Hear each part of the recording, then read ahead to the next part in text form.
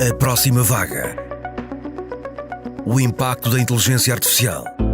Por Francisco Pinto Balsemão.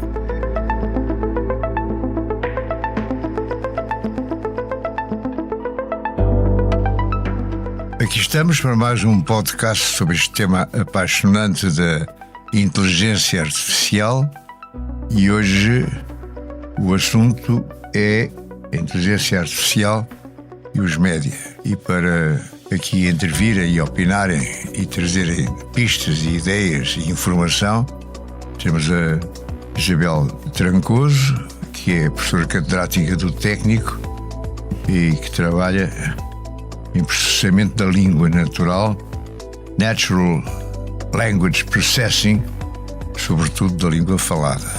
Isso mesmo. E temos o Ricardo Costa, que é um ilustre jornalista, que aliás foi meu aluno quando eu dei aulas, logo no princípio das minhas aulas na Universidade Nova, e que fez uma carreira brilhante e fulgurante e é o diretor de informação da empresa.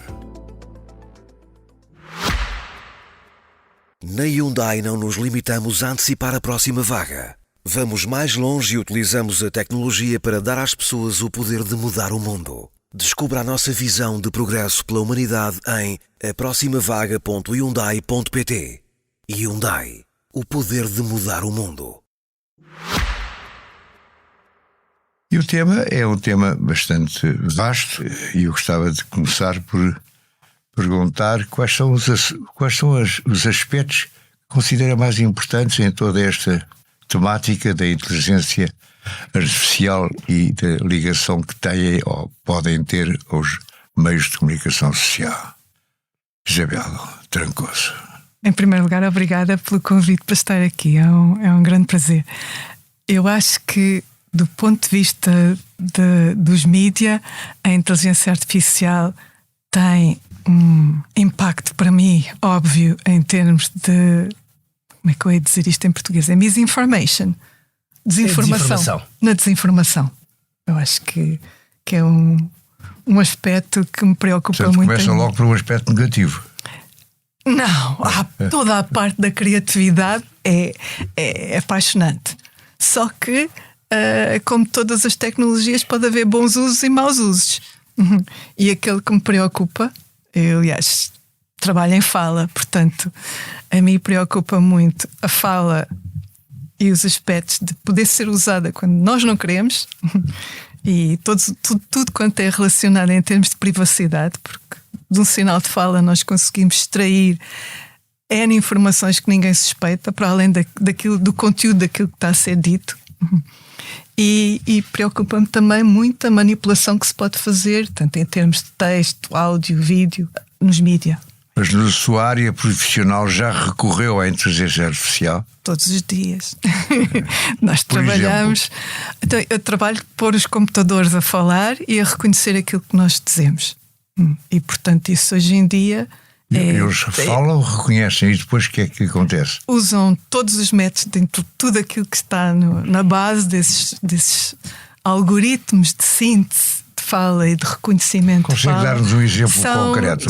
São algoritmos de inteligência artificial. Consegue dar-nos um exemplo concreto? Quando hoje em dia falamos com uma assistente pessoal, uma Siri, uma Cortana, um qualquer, não é? Uma Alexa, nós estamos a interagir com um agente que é obviamente a inteligência artificial. E utiliza? Utilizo, sim, claro. Dê-me um exemplo concreto de que é que mandou à sua Alexa. Minha Alexa, peço imensas vezes para ligar isto e ligar aquilo e ligar aquilo outro e pergunto que horas são e como é que está o trânsito e coisas assim de estilo. E ela responde? Claro. Por voz ou por... Responde por voz, a Alexa responde por voz. E a voz dela é uma voz simpática, cativante? Isso agora também depende se nós queremos fazer a pergunta em inglês ou em português, se pode sair um Fala melhor em inglês que português.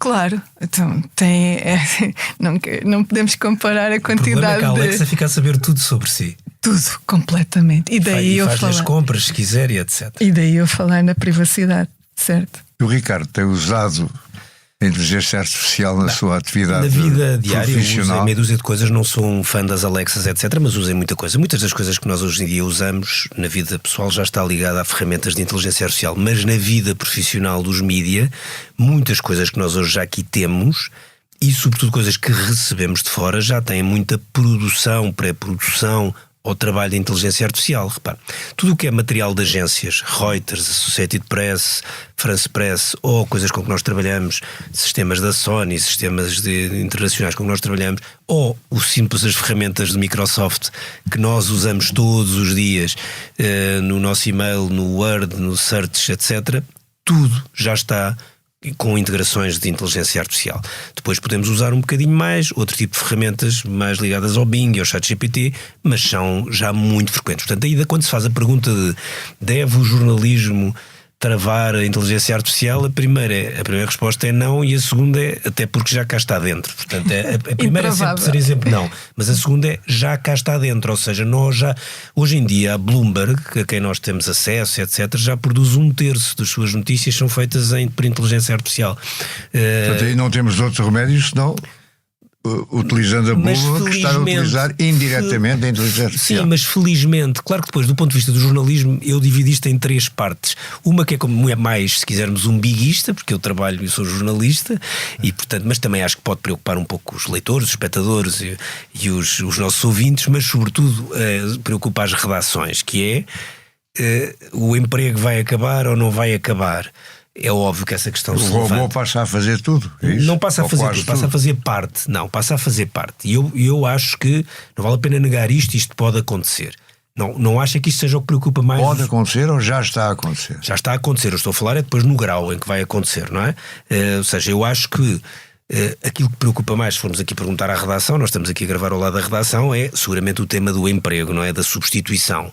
Mas eu acho que antes disso há temas de aumento de produtividade, de ferramentas de inteligência artificial que nos vão ajudar a trabalhar de forma brutal, aumento de eficiência, e acho que isso é bastante, e também vão surgir novas funções, e sempre que houver este tipo de novas funções. Sim. Por exemplo, para trabalhar com inteligência artificial, ou seja, em qualquer área, seja numa fábrica, seja num banco, vamos ter pessoas capazes de pessoas que trabalham com ferramentas de inteligência artificial. Agora, eu acho que isto é o que nos preocupa a nós, mais cá dentro de uma redação ou de uma empresa. Do ponto de vista dos leitores, espectadores, ouvintes, não é bem isso. São sobretudo temas de desinformação, gostam mais de saber o que é que foi produzido por pessoas ou não. Mas, na verdade, essas pessoas vão querer as coisas com maior produtividade. Repare, nós na área dos mídias temos mais... Pruridos não é o termo certo, temos mais receio em falar de certas coisas, porque obviamente estamos a falar de coisas verdadeiras, coisas falsas, coisas que tenham feitas por homens e não feitas por máquinas, mas num setor aqui ao lado, que é o da publicidade, mas que não tem as mesmas... Também tem as suas obrigações éticas, etc., mas são diferentes, que é uma área puramente comercial, de serviço ao cliente. Na publicidade, a produção de anúncios, a produção de vídeo, a produção de grafismo, já está a ser feita muita coisa em inteligência artificial, anúncios inteiros. A Publicis e a WPP, os 2 maiores grupos mundiais de publicidade, já estão a assumir que fazem tudo o que é marketing, posts de Instagram e anúncios inteiros de vídeo artificial, já conseguem fazer. Portanto, hoje em dia um cliente que não seja daqueles grandes clientes que pagam uma fortuna para fazer um filme, pode fazer um lançamento de uma marca qualquer já todo produzido. Portanto, isto vai ter efeitos em áreas brutais. E, por exemplo, e mesmo nas empresas de mídia, eu sei que o tema vai sempre parar aos jornalistas, mas numa empresa de mídia o tema não é, nem de perto nem de longe, essencialmente jornalístico. É jornalístico para os efeitos que tem no público, na audiência e na sociedade. Mas isto apanha tudo, apanha grafismo, apanha cenografia, apanha marketing, apanha gestão de recursos humanos, apanha contabilidade, apanha todas as áreas. E todas as áreas. Não tenho dúvidas nenhumas sobre o que estou a afirmar. Eu assino por baixo. Assina por baixo, mas na sua só... área de atividade profissional, que é diferente da do Ricardo Costa, que é que Isabel Trancoso, vou falar agora de atividade profissional sua. A minha atividade profissional, quer dizer, que sou Era. E inteligência artificial. Era primeiramente professora, certo? E esse obviamente o ensino, e já tiveram aqui um podcast sobre isso, não é? O ensino obviamente vai mudar. Está a mudar, está agora a mudar, mas acho que vai mudar muito mais. Isto é um impacto radical. O trabalho que eu faço em processamento da língua no fundo é aquilo que hoje em dia está na base dos chamados grandes modelos da língua, os Large Language Models, e isso está a afetar tudo, todas as áreas, está a ser tão pervasivo que eu achei uma certa piada quando até ouvi alguns podcasts anteriores. Começávamos por uma área, mas acabávamos a falar de todas. Mas acha então que vamos a caminho daquilo a que chamam a Artificial General Intelligence, AGI? Estamos Ou longe, seja, estamos um longe, software mas capaz de aprender qualquer tarefa, qualquer assunto. neste momento estamos longe, mas acho que sabendo o que é que se está a fazer, acho que estamos aí nesse sentido. Doutor, se me permite, repare, dizemos o que nós estamos a gravar isto, acabaram há poucos dias o ciclo de debates dos candidatos a primeiro-ministro, não é? Os candidatos, dos líderes partidários. O que é fácil substituir e o que é que não é fácil substituir? O que é mais difícil de substituir é aquilo que mais polémica levanta, que é as notas. Ou seja, nós aparecemos lá X comentadores a seguir e dar X ao Luís Montenegro, X ao Pedro. Não, um robô não. Isso as pessoas não gostariam. As pessoas já acham mais graça até para poderem dizer mal daquele, já sabem que este é mais à esquerda, aquele é mais à direita e o outro é não sei o quê, amigo daquele, aquelas coisas que as pessoas adoram. Então tem de ser subjetivo, humano subjetivo. Agora, é muito fácil programar um programa, passo a redundância, que analise os debates em coisas, umas que já são relativamente básicas, sobre quais são as palavras mais ditas, quantas interrupções é que houve, quantos milissegundos é que cada um falou mais do que o outro, mas também até expressões faciais, momentos em tensão, quantas vezes é que um sorriu, e atenção, e é possível publicar estes artigos tipo 2 ou 3 minutos depois do debate acabar.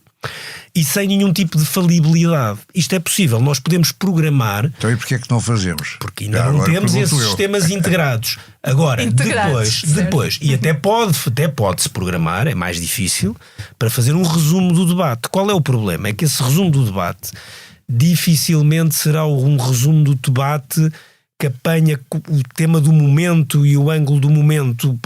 Eu até posso conseguir programar, dizer, faça-me um resumo do debate em que dá 2 minutos e 10 segundos a cada um, e aquilo dá 2 minutos e 10 segundos a cada um, mas dificilmente tem o lado mais interpretativo, para já. Portanto, há coisas dessas que faz. Por exemplo, na noite de eleições, que estamos a aproximar, é facílimo, e isto já se faz, já há agências que fazem. O Le Monde, que até é um jornal vetusto e que tem uma cooperativa de jornalistas como coproprietária, portanto tenta proteger naturalmente o trabalho e os postos de trabalho dos jornalistas. Já há vários anos que houve umas eleições autárquicas em que usou um sistema de programação relativamente simples face ao que estamos a falar hoje, em que na mesma noite publicou milhares de artigos sobre as autárquicas francesas, porque fez um artigo de análise terra a terra, ou seja, terra a terra, quer dizer, localidade a localidade. É possível que depois de fecharem as urnas, ao momento que já estão contadas as coisas, sair um artigo para cada freguesia do país a dizer, com as análises das eleições desde 1975. E a dizer, é a vez que o PSD ganhou com mais votos de diferença para não sei quê, ou que o não sei quantos, e que o MRPP teve mais 15 votos do que tinha tido em não sei quantos, mas menos do que em 1976. Mas isso é positivo, em princípio. Isto é positivo, porque pode haver pessoas que estão interessadas em saber os resultados daquela freguesia e que podem ir ver à net, mas não conseguem fazer a comparação. E aquilo pode-lhe fazer a comparação, pode fazer gráficos, pode fazer tudo. Portanto, isto tem coisas de ferramentas de produtividade que são brutais e vão estar. Isto hoje em tudo o que é futebol, porque é um resultado de um jogo, não é? Ser o resultado de um jogo. Dizer que o Porto, ou seja, ontem o Porto, estamos a gravar numa quinta-feira, o Porto ganhou com um golo aos 94 minutos do Galeno. Aquilo em 2 segundos faz um artigo a dizer quantos jogos é que o Porto já ganhou aos 94 minutos desde que há registros. Não é? Antigamente enganava-se um bocadinho. Pronto, este tipo de coisas vão surgir, vão estar dentro do jornalismo, e depois nós podemos chegar à conclusão de que esse artigo até é mais lido do que a análise do jogo que um jornalista do Expresso demorou 45 minutos a escrever, ou 1 hora a escrever. No entanto, são 2 coisas diferentes, são espaços diferentes, e eu continuo a dizer que as pessoas vão querer ler a análise, vão querer ler o texto bem feito. Agora, não vão deixar de ler este tipo de artigos que vão ser produzidos por inteligência artificial. Não tenho nenhuma dúvida sobre isso. Tudo o que tem a ver com dados, factos, números, tudo o que é de bolsa, de desporto, de meteorologia, desse tipo de coisas factuais. Repare, é fácil programar um software qualquer para mapear o Diário da República, que é a maior chatice do mundo de ler, e apanhar todas. Se uma pessoa quiser, agora, imagina, vai haver um novo governo. Vamos fazer uma coisa para mapear todas as nomeações do novo governo, para as apanharmos com a maior facilidade, perceber se há coisas para as escrutinarmos. Isso é facílimo de fazer com inteligência artificial. Pois alguém tem que ir em cima para perceber se não alucinou. Isso tem algum bias, não é? Como se diz, porque às vezes pode ter. Agora perguntar bias. à professora Isabel Trancoso se na sua área profissional as facilidades são comparáveis e também quais os perigos. Também gostava de falar um bocadinho dos perigos. A minha área profissional pega com isto tudo que o Ricardo esteve a falar. Portanto, fazer reconhecimento de fala está na base de muitas das fontes que são ocupadas. E já agora, só por curiosidade, isto não foi sempre assim. Eu, como assisti aos primórdios do reconhecimento de fala, ainda me lembro dos erros que eram. Ainda se lembra dos erros que aquilo fazia, não é? Que hoje em dia já não mas ainda notamos. faz erros, e muitos. Ainda faz, mas já faz reduz. sobretudo ao reconhecer fala de uma forma espontânea. Sobretudo no inglês já acontece muita coisa com poucos erros. Eu lembro do português, uma vez houve um noticiário que falava de estafilococcus. E aquilo reconheceu, está frio ou com óculos. Não, eu acho que de facto hoje em dia fizemos imensos progressos. Mas não tem receio da utilização da inteligência artificial para fins malignos? Isso eu tenho. Claro, como tudo quanto é tecnologia também pode ter também maus já usos. aconteceu, não é? Já. Nós temos aqueles deepfakes todos. Eu lembro perfeitamente de uma vez fizemos uma brincadeira a pedido de uma televisão com um vídeo do professor Marcelo. E naquela altura notava-se perfeitamente que aquilo era fake, não é? Porque a qualidade, aqui há uns aninhos atrás, deixava um bocadinho a desejar. Agora, quer dizer, à medida que o progresso avança, começa a ser mesmo difícil, mesmo para humanos, distinguir os deepfakes, não é? E não vale a pena falarmos disto do ponto de vista virtual. Isto já aconteceu, está a acontecer e aconteceu muito recentemente na Eslováquia. Houve umas eleições onde houve um deepfake só de áudio, não era sequer de vídeo, certo. que surgiu no último dia da campanha, quando eles têm acho que 2 dias de reflexão antes das eleições, portanto não havia campanha, os jornalistas não estavam depois na rua, em que surgiu um áudio fake de um candidato que era o que estava em primeiro lugar nas sondagens e perdeu as eleições, a falar com um jornalista ou uma jornalista muito conhecida da Eslováquia, a combinar como é que poderiam de alguma forma manipular os resultados das eleições. E era tudo falso. Aquilo era falso, mas circulou por todo o lado durante 48 horas. A possibilidade de dizer que aquilo era falso não eram as mesmas do que durante a campanha eleitoral. E na verdade ganhou o outro, que é aquele mais pró-Putin. Ninguém sabe se o resultado teria sido diferente se este deepfake não tivesse saído. O que sabemos é que este deepfake circulou por WhatsApp de uma forma exponencial na Eslováquia durante aqueles 2 dias. E houve muita gente que acreditou, porque as vozes eram perfeitas, o diálogo era perfeito e era uma coisa só de áudio. E aquilo é possível fazer também em vídeo, mas em áudio foi facílimo de fazer. Mas isso é uma manipulação tecnológica, digamos. E esta é uma brincadeira.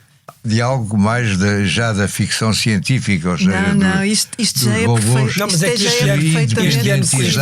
este ano com tantas eleições, isso é uma questão, porque isto é fazível em Portugal, por exemplo, facílimo de fazer, não é? Eu estou de acordo, antigamente nós conseguimos, e aliás houve está documentado N eleições em que isso foram manipuladas. Sim, com boatos. Não só cá. Não, em todo lado. Nos Estados Unidos, então. E mesmo quando a tecnologia ainda não conseguia fazer mais do que pôr a pessoa a falar mais devagar, tipo, se a pessoa tem um bocadinho de problema mental, sim. E isso aconteceu e foi feito com uma speaker da house.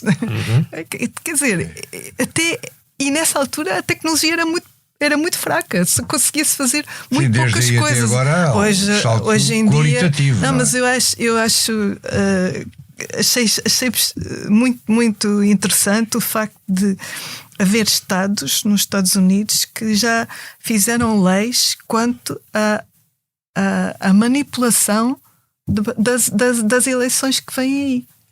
Eles têm uma série de princípios do que é que se pode fazer e acho que as estações de televisão quer dizer, têm um papel absolutamente.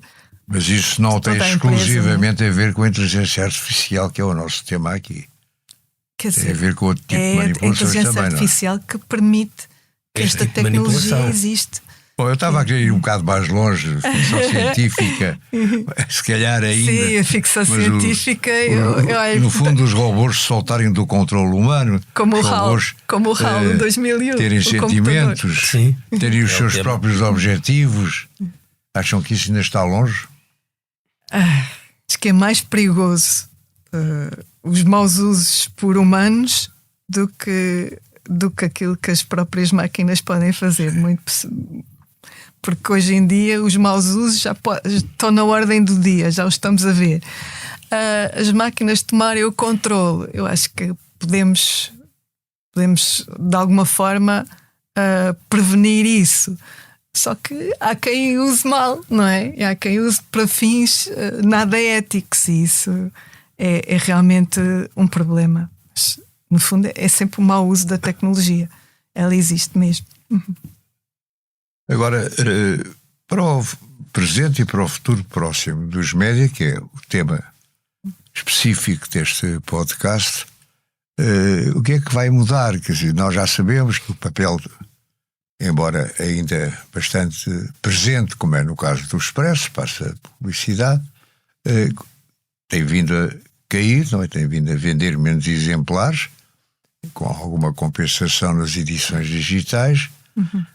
Sabemos que a televisão generalista ou especializada também tem tido o seu caminho. Sabemos que a internet funciona para muitos outros objetivos. O que é que a inteligência artificial pode trazer a mais ou de novo a toda esta área dos médias? Doutor, eu acho que muda tudo. Então, e muda para onde? Como eu disse, nas redações, e falando especificamente dos jornalistas, acho que a atitude não pode ser a que eu ouvi uma colega nossa, a Luísa Meireles, dizer no Congresso de Jornalistas, que é: não nos podemos deixar substituir por máquinas. Eu percebo a frase dela, e foi uma frase muito aplaudida, mas eu discordo. Eu acho que nós vamos... Há funções e há coisas que vão ser substituídas por inteligência Como em artificial, todas as profissões. não tenho a mínima dúvida. O que nós temos que saber é usar as ferramentas de produtividade e as ferramentas de inteligência artificial em proveito do nosso trabalho e do que nós fazemos para os nossos leitores, espectadores. Embora parte dessa inteligência artificial seja gerada noutros países. E, portanto, também possa haver influências políticas na maneira como ela isso é um bocadinho nos é difícil, servida, este tipo de coisas, e há coisas que serão, obviamente, haverá projetos e produtos feitos em Portugal, mas repare, como eu estava a dizer, estes produtos hoje vêm integrados no Microsoft Office, que nós usamos todos os dias, vêm integrados no ENPS, que é um software que nós usamos da Associated Press. Nós usamos um sistema de vídeo que é da Sony, portanto isso aí não há muito a fazer.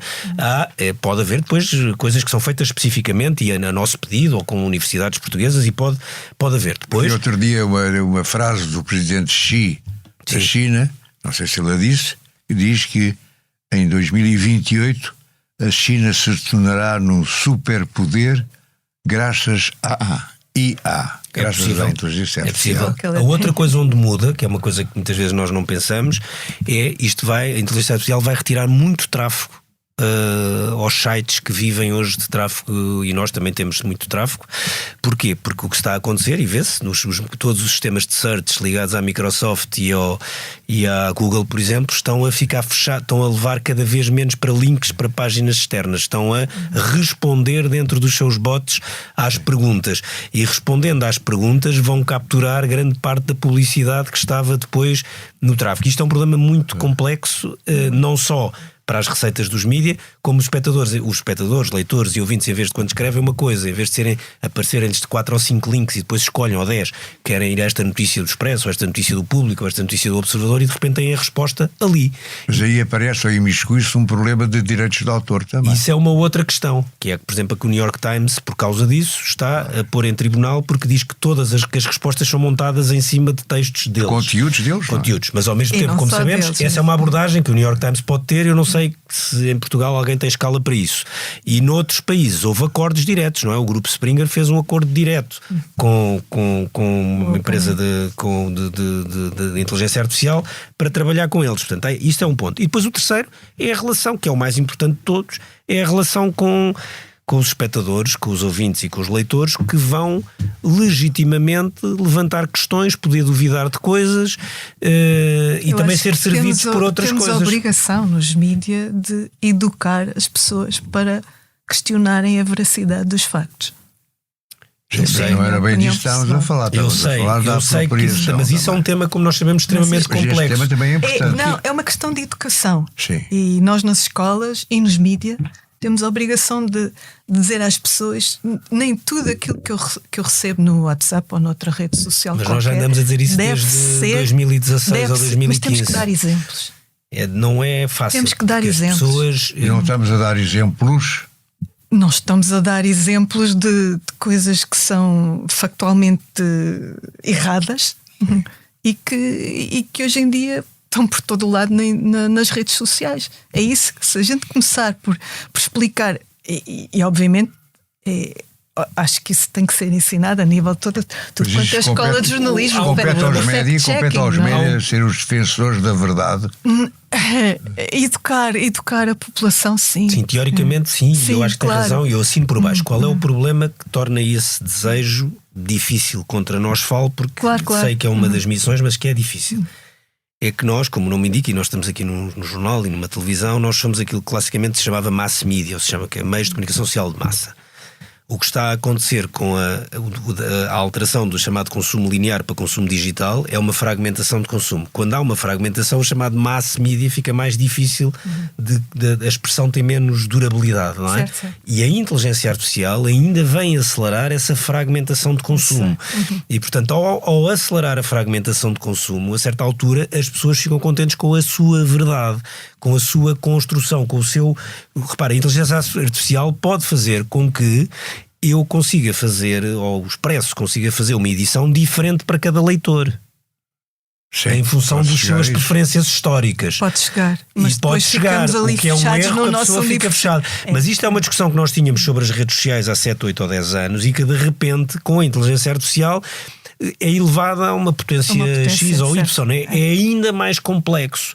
Eu consigo gerar, nós neste momento já se conseguia gerar no Google anúncios muito diferentes para várias pessoas. Aliás, há casos célebres do Donald Trump nas eleições de 2016 em que o mesmo anúncio tinha dezenas de milhares de versões diferentes conforme se o eleitor que via aquilo era um anúncio na net, era um negro que não sei o que tinha votado democrata e que estava desempregado, ou era uma mulher que desempregada, branca, sem ter ido. Mas isso implicava uma escolha do destinatário era um micro-targeting, mas para anúncios estáticos, para fotografias, para imagens, não é? E depois uns tinham uma bandeira assim, outros tinham outra. E de repente isto é possível fazer em vídeo. Gerar 10, 20, 30 mil vídeos diferentes ou com a mesma mensagem, mas que é adaptado conforme. Isto torna as coisas bastante mais poderosas. E depois há um outro problema que é a evolução da política levou a que nos vários partidos, não é só nos partidos de extrema-direita ou nativistas, não é, cada vez mais há grupos grandes de pessoas que estão habituadas a querer ver a sua verdade. E isto ainda facilita mais que essas pessoas, de repente sai o vídeo de alguém que não sei o que e depois diz aquilo é fake ou aquilo é falso ou é descontextualizado.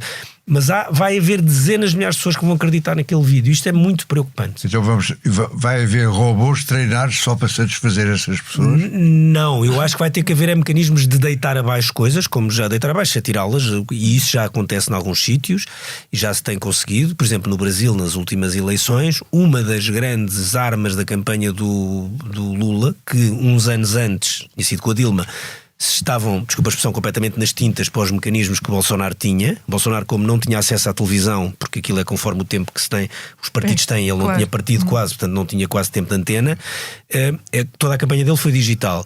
E os outros não percebiam nada disso e levaram um banho, não é? Como sabemos. 4 anos depois, uma das grandes tarefas da equipa do Lula era deitar abaixo, denunciar o que não era verdadeiro da campanha do Bolsonaro. Foi uma das coisas mais importantes. Isto parece... E em Portugal ainda está tudo muito... Não estou a dizer que estão todos, há partidos bastante mais avançados do que outros, mas há muita gente, nomeadamente os partidos mais clássicos, se quiserem em particular o PS, que ainda vive na Idade da Pedra. Mas então não há perigo que a inteligência artificial se transformará num actor e não apenas num fator. An actor, Sim. not just a factor. Ganhará autonomia própria, praticamente.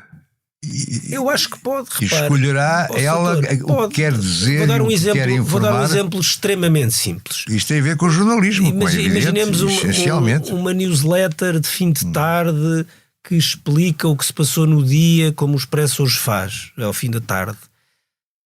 É tecnicamente possível ser feita por inteligência artificial que escolhe as notícias do dia e lhe faz um resumo. Eu não estou a dizer que é já tecnicamente possível, mas eu acho que isso vai ser tecnicamente possível e até editorialmente bem feito dentro de pouco tempo.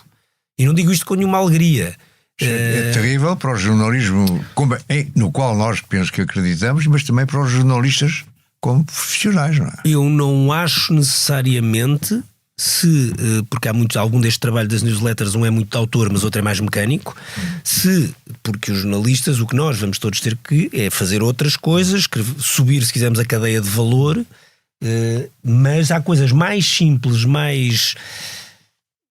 é necessariamente mais básicas, mais mecânicas, que eu tenho sérias dúvidas que não possam vir a ser feitas por inteligência artificial. Por exemplo, em televisão, uma pessoa que está aqui numa edição da tarde da SIC Notícias, que está a trabalhar e que tem que fazer um off, que é aqueles textos curtos sobre uma coisa que o Biden acabou de aterrar no Canadá, foi lá uma visita de Estado, e depois a seguir é uma coisa que há eleições na Nigéria daqui a 3 dias.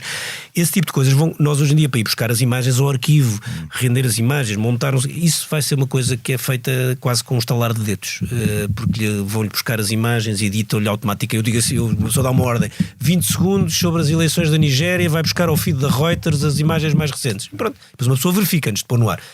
Eu acho que isso verifica. Eu acho que isso vai acontecer. Depois Verifica só para ser se está tudo bem. E se aquilo não entendeu Nigéria, entendeu outra coisa qualquer, não é? Como aquela troca de há bocadinho. Eu acho que essas coisas vão chegar. Acho que vão chegar. E no ensino... E um resumo do futebol pode fazer sozinho. Pode. Agora, é o resumo certo, é o resumo que deixa de haver aquela coisa que às vezes o jornalista diz, em vez de começar com o golo, não quer começar com uma jogada-chave que houve ali aos minutos 53, em que o tipo perdeu a chuteira. Isso a inteligência artificial não vai fazer. Agora, o resumo de um jogo, assim, monta-me o resumo de ontem do Porto Arsenal. É monótono, mas fiável. Mas não pode ter mais de 1 minuto e 30, que é o que a lei permite. E aquilo monta 1 minuto e 30. E no ensino? O fiável pede verificação. Estava aqui a perguntar. Claro, não. Estava a falar especificamente de futebol e de Sim. Mas e no ensino? No Isto muda ao ensino. Sim, então. Quando se pede aos alunos para fazerem trabalhos, eles pedem ao ChatGPT e depois trazem. Para já, é preciso avaliar quão bem eles sabem usar o ChatGPT, não é? Ensiná-los a usar como deve de ser. Isso já é uma função nossa. E depois, claro que se queremos avaliar o que é que eles conseguem fazer autonomamente, sem esse auxílio, obviamente é um tipo de avaliação diferente e pode ser continuar a ser feito, tal como até aqui. Mais cuidados, acho eu. Estamos já a passar meia hora de conversa, está a correr tão bem e tão rápido e tão interessante que eu não estava a dar por ela. Mas eu gostava agora de vos ouvir uma intervenção final sobre... Nós, enfim, fomos criando uma sociedade em que os meios de comunicação social foram evoluindo, papel, para a rádio, para a televisão, para a internet, e agora, como acabámos de debater, na utilização da inteligência artificial, não sabemos ainda com que limites e com que limitações ao mesmo tempo, porque há limites para o recurso, mas depois há limitações à própria atividade jornalística que daí decorrem. E para o ensino, não sei se é parecido, mas acho que deve vai afetar N áreas. Eu acho qual que é a vossa visão? É tão pervasivo. Eu acho Isabel que... Trancoso, qual é a sua visão do futuro? É otimista? Não, eu sou otimista, mas... Em relação ao aproveitamento da inteligência artificial. Sou otimista em relação, mas acho que... É bom, é positivo, vai ser melhor o futuro porque há a inteligência artificial, porque há este salto qualitativo da inteligência artificial. Em relação, por exemplo, aos mídias, eu acho que o artigo que nós tivemos acesso era interessantíssimo porque fazia o paralelo com o que aconteceu quando passaram da imprensa que era apenas escrita para a rádio. E depois o que aconteceu quando passaram da rádio para a televisão. E tudo isso foram transformações grandes. Claro. E agora estamos a assistir a uma que se calhar é um bocadinho maior, mas é na mesma linha. Vai ser mais rápida. Vai ser mais rápida. E esse Não é mais profunda, a minha pergunta é essa. Esse é um problema, de certa forma. Não é? Também, para a sociedade toda, não é só para os jornalistas. Não, Ser mais rápido ou ser mais É profundo? mais rápido porque estas revoluções tecnológicas, já com a internet, e esta ainda mais, é tudo mais exponencial. Todas as revoluções industrial, etc., que tiveram efeitos muito transformadores da sociedade, do trabalho, etc., foram um pouco mais lentas na forma como foram aplicadas, foram crescendo e não foram ao mesmo tempo em todo o mundo.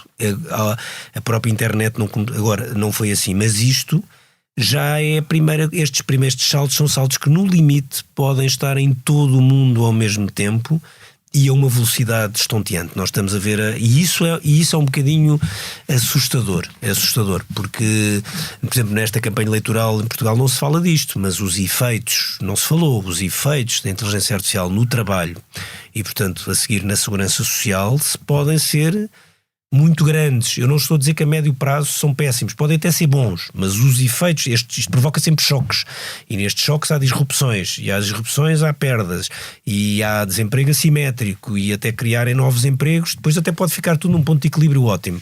Não sei se fica, se não. Os efeitos políticos são muito complicados, não são só nas eleições, são muito, muito complicados.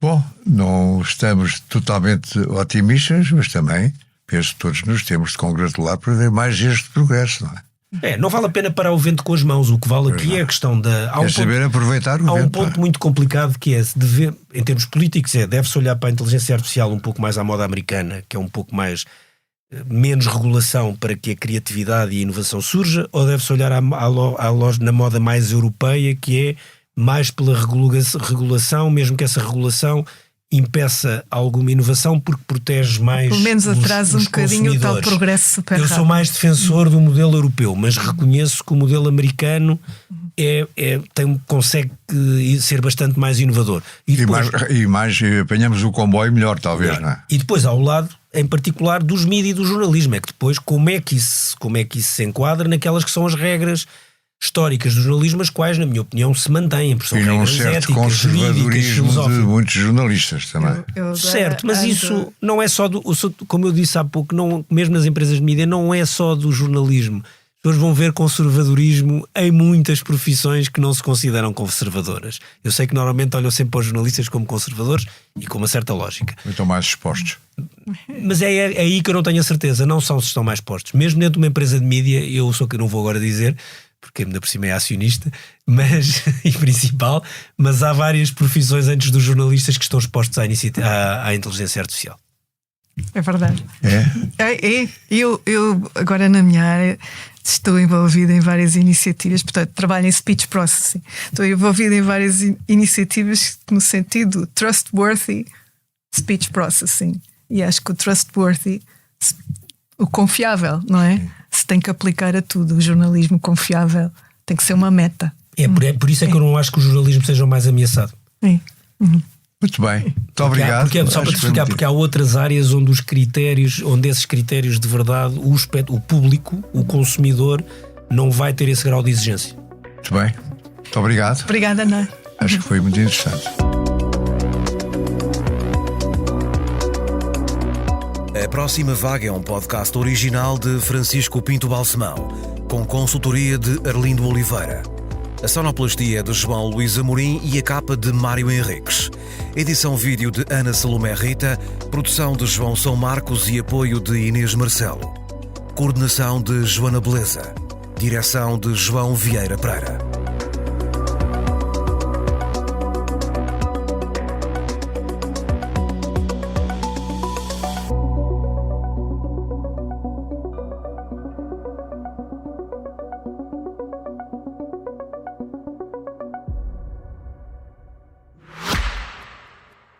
Na Hyundai não nos limitamos a antecipar a próxima vaga. Vamos mais longe e utilizamos a tecnologia para dar às pessoas o poder de mudar o mundo. Descubra a nossa visão de progresso pela humanidade em aproximavaga.hyundai.pt. Hyundai, o poder de mudar o mundo.